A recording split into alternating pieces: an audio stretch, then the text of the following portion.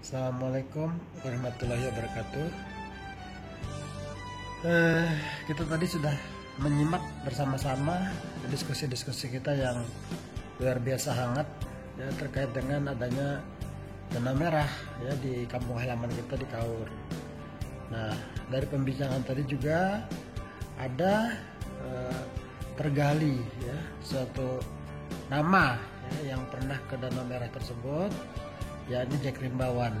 Ini ya, tadi kalau nggak salah yang mencetuskan itu Pak Sunardi ya.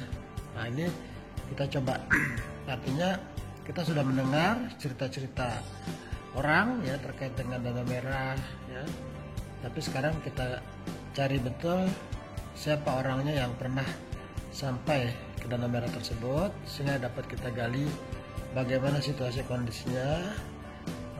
Apakah memungkinkan kita juga mengikuti jejaknya untuk sampai ke dana merah tersebut ya, kita kejar sekarang. Terima kasih.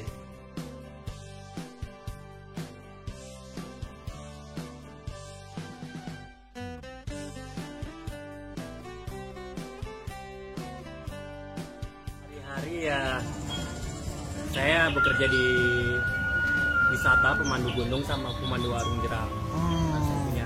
Arung jeram, pemandu gunung juga dia sering mengajak guide untuk jadi guide ke Dempo, ke Kerinci seperti itu. Itu pekerjaan sehari-hari sebenarnya gitu. Selain itu ya saya masih baru menyelesaikan pasca sarjana, belum selesai, tinggal ujian di UNIF mengambil PSDAL, pengelolaan sumber daya lingkungan, dan memang saya bidang keilmuan saya di pemetaan di JIS gitu. Jadi di Kaur ini khususnya di Padang Guci gitu kan, itu sebenarnya banyak menyimpan potensi wisata. Salah satunya adalah Gunung Patah, Danau Tumutan 7, dan Danau Merah. Danau Tumutan 7, kawah Gunung Patah sama puncak Gunung Patah ini kalau secara peta topografi Bako Sutartang itu peta rupa buminya itu masuk wilayah Bengkulu. Nah, sementara kalau Danau Merah itu pas perbatasan Provinsi Bengkulu dan Sumsel, atau lebih tepatnya pas perbatasan 3 kabupaten antara Kabupaten Lahat, Muara Enim, dan Kaur. Di Danau Merah itu pas di secara peta topografinya gitu. Tapi dia lokasinya masuk ke Bengkulu ya? Sebagian masuk Bengkulu. Sebagian? Iya. Danau Merah itu sebagian masuk Bengkulu. Sebagian lagi? Itu masuk Sumsel. Di 2 kabupaten antara Lahat dan Muara Enim. Iya. Itu kalau kita melihat petanya Bako Sutartang RBI, peta rupa bumi. Nah, untuk ke sana itu startnya itu sebenarnya dari desa Mano 92, atau lebih tepatnya di Bendungan Cetak Sawah, itu di Padang Guci. Ya. Itu dari Bendungan Cetak Sawah itu kita jalan sekitar 5 hari itu baru bisa nyampai ke Danau Tumutan 7 atau Bukit Belirang. Itu ketinggiannya sudah sampai 2450. Danau ini sebenarnya menarik juga, Danau Tumutan 7 ini, karena berada di puncak gunung. Terusnya kalau warga bilang itu Tumutan 7 itu 7 yang memberi 7 mata kehidupan. Itu pusat 7 mata air yang mengalir ke Bengkulu maupun ke Sumsel.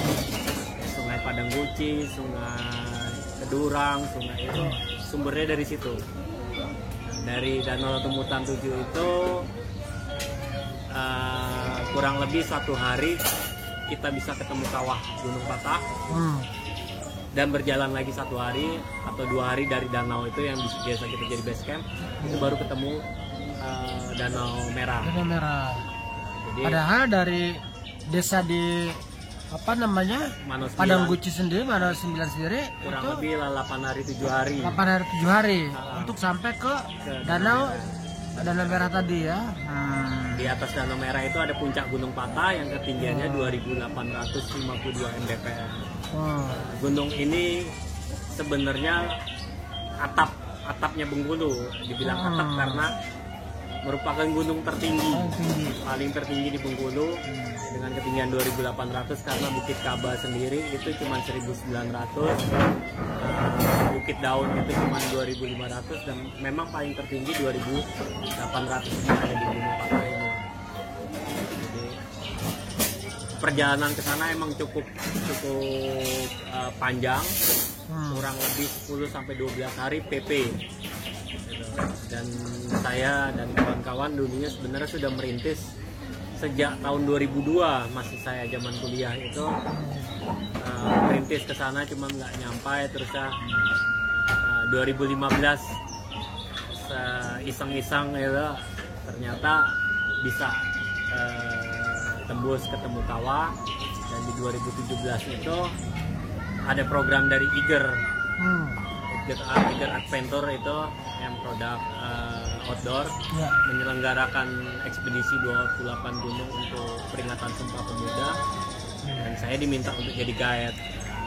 Dan saya mengajak beberapa warga lokal dari Mano 9 Padang Guci ikut turut serta agar tahu lokasi ada gunung di desanya, ada potensi wisata bisa dikembangkan. Ya memang karena perjalanan jauh, masih hutan rimba dan masuk kawasan hutan lindung Raja Mendara, dalam upaya pengelolaan dan pengembangannya memang ke depan harus ekowisata.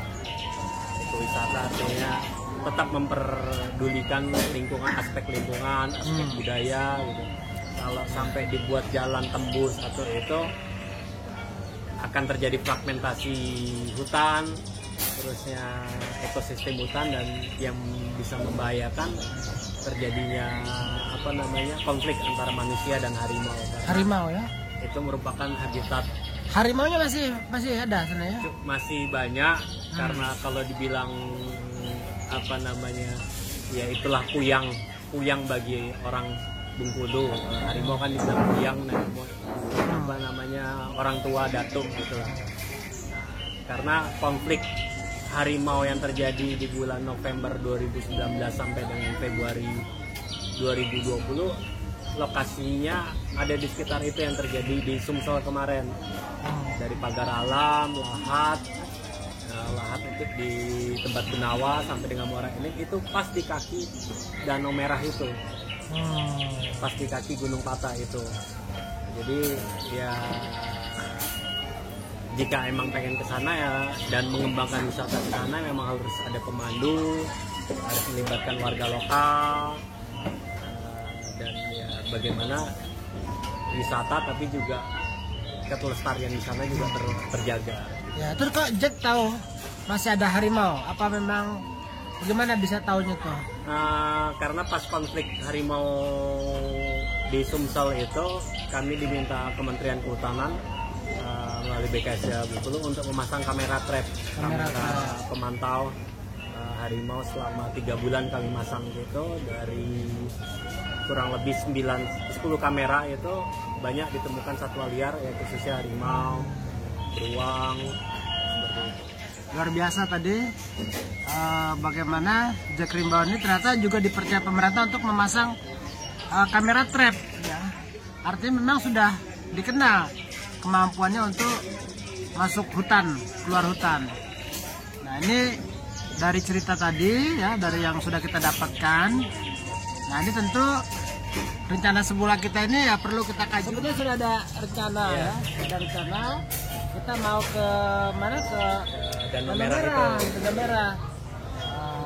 Kami pikir kan ya kalau hanya mungkin semalam ya, dan semalam mungkin masih bisa lah kan. Tapi kalau sudah sampai 10 hari ya itu waktu cuti yang harus dipertimbangkan. Bukan hanya cuti, fisiknya. Fisiknya, persiapan dan sebagainya itu mungkin perlu. Beberapa saya ngajak mengelola perjalanan ke Gunung Patah, memang benar-benar harus fix saya persiapkan, misalnya dari logistik. Dari tim kami biasanya 3 orang, 2 orang untuk pemandu, 1 orang untuk tebas jalan, karena memang sengaja tidak kami buat itu jalur resmi pendakian. Karena kalau buat jalur resmi pendakian takutnya sampah di perjalanan banyak. Jadi memang kalau mau ke sana ya nebas juga gitu. Biasanya dari saya bawa 3 orang. Kalau dari tamunya tidak mampu, kita menyediakan porter yang juga warga lokal yang kita gunakan. Sebenarnya kalau pakai porter artinya cuman tamu itu bawa badan sendiri, itu kurang lebih 7 hari gitu. Tapi kalau masih bawa bar gitu ya agak lama itu perjalanannya. Jadi rupanya tantangan kita ini yang semula kita pikirkan tuh berbeda ya, berbeda. Nah ini tentu kita diskusikan lagi nanti bagaimana. Tapi yang jelas ya kita ini menjadi kenal ya dengan Jack Rimbawan ya. Artinya kita tahu ya profesi beliau ya pemandu wisata juga. Bahkan punya arung jeram ya, punya usaha arung jeram ya. Apa? Di Bengkulu Utara. Bengkulu Utara ya. Bukito Rafting. Bukito Rafting. Ya paling nggak kita ada gambaran lah. Ya kita diskusikan lagi lah ya, rencana kita ini. Mungkin itu aja laporan singkat ya dari kami nih di Bengkulu ya. Yang mudah-mudahan tetap rencana kita untuk ke Kaur nanti kita laksanakan. Namun untuk yang Danau Merah, coba apa yang bisa kita berbuat lah untuk menggali lebih lanjut potensi-potensi yang ada di Kabupaten Kaur kita ini. Terima kasih. Assalamualaikum warahmatullahi wabarakatuh. Terima kasih ya, Jack. Terima kasih Jack Rimbawan. Terima kasih. Ya, alhamdulillah. Makasih waktunya.